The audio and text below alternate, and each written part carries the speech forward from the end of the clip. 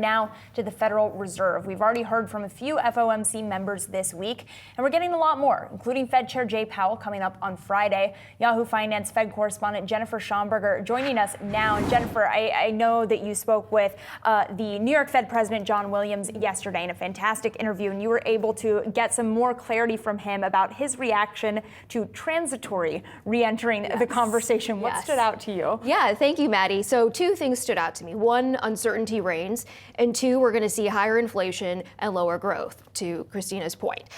When it comes to uncertainty, what struck me was that I asked him, are you increasingly seeing a chance for fewer than 2 cuts this year? And he said to me, Jennifer, you're asking me to look out to the end of this year. The future is so uncertain. And that told me 2 things. One, if we do get cuts, we're not going to see that until the fall. So a June rate cut, probably not on the table, as the market is pricing in. And 2, they don't have that much confidence in their forecasts because visibility is so poor right now because we just don't have any certainty about the policies coming out of the administration. And even if we do get a plan, or when we get a plan, I should say, tomorrow from the president, we could see several rounds of revisions from that, which creates further ripples of uncertainty. Now, the second thing you asked about, inflation, he does see the potential for prolonged effects, specifically the fact that we can see tariffs on intermediate goods within the supply chain. He says that could take up to 2 years to ripple through the system. So transitory or not, I don't know how you define transitory, but it looks like the potential for inflation to be with us a little bit longer than just this year. Yeah, Jennifer, just for those who weren't able to listen to your interview yesterday, we just want to play a quick clip from that for our viewers. Those, increased costs for American producers, it takes some time for those to get into consumer prices and show up in inflation. So it's definitely a channel that past history teaches us may take a few years to be fully seen in the data. Yeah, and Maddie, you heard there President Williams basically speaking to the notion of prolonged effects. I did ask him, we're already at 2.8% on the Fed's preferred inflation gauge, which was an upwardly revised forecast that we saw at the last meeting. Is there upside risk to inflation? He said, absolutely. But again, the visibility very poor. I did also ask him, are you willing and can you assure Americans that you're not going to allow stagflation a la the 1970s to take hold? And he said, absolutely. So Kristina, I wonder, to your point, you say that we are facing stagflation, or maybe a mild version of that. Certainly the ISM manufacturing seemed to point to that. When you look at prices versus the actual manufacturing, what are your thoughts on that? Well, I certainly think the risks have grown. I don't think it's a fait accompli.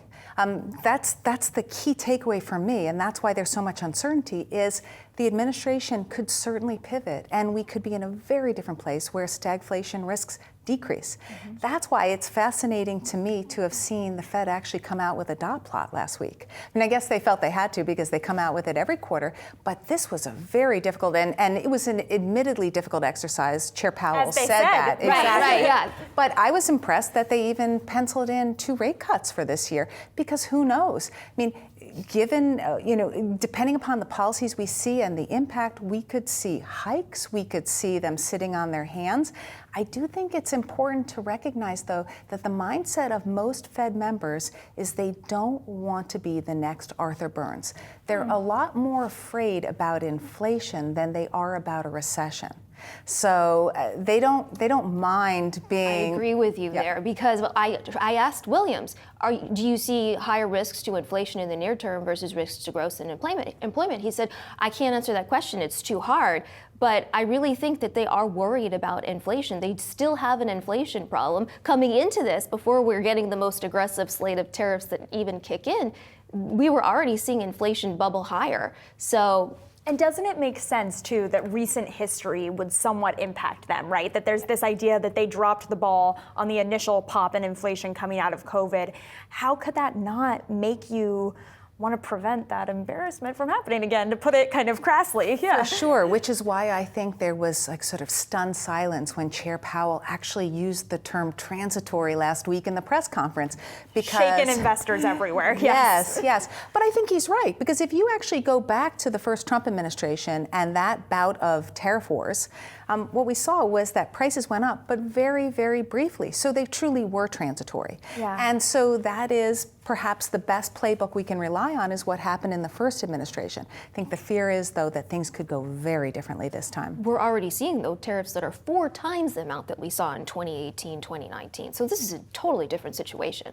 Well, go big or go home. But no, seriously, though, you could still have 4 times the amount of 4 times the size of tariffs.